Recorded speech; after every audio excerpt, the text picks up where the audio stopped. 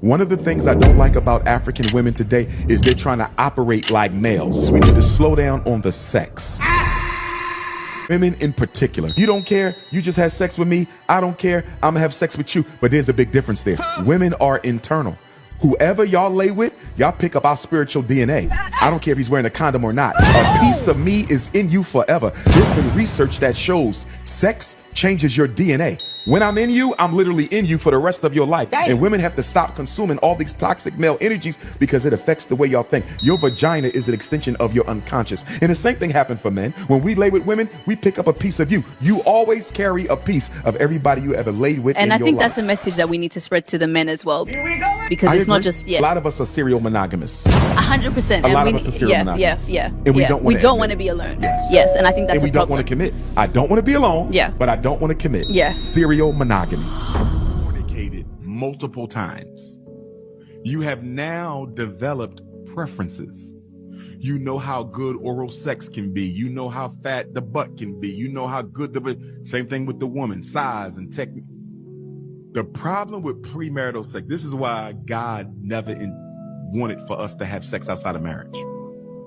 Because once you've experienced things that you should have only experienced within wedlock, you develop preferences.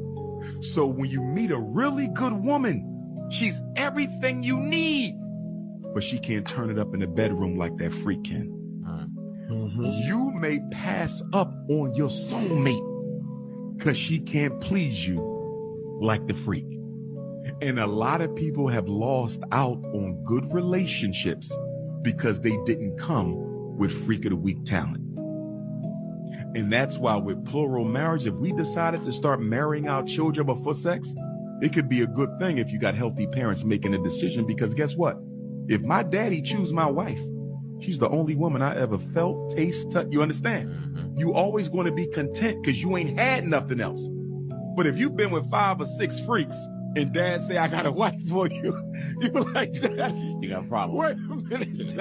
I got to test them out first. Right. And too often, people are letting sex be the determinant, and we shouldn't be. I've had women, sisters admitted, Dr. Umar, I should have married him, but he couldn't turn it up in the bedroom. And I went with my first love, and it was the worst decision that I made. We given sex too much room. And I believe one of the reasons sex is taking up too much space when it comes to choosing our life mate is we are not spiritually grounded.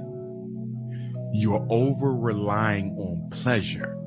If your relationship with supreme consciousness was where it needed to be, pleasure would not be so prominent in your life. But because you don't have that relationship with God that you need, pleasure is carrying too much weight. And that's a big problem with a lot of us. Wow.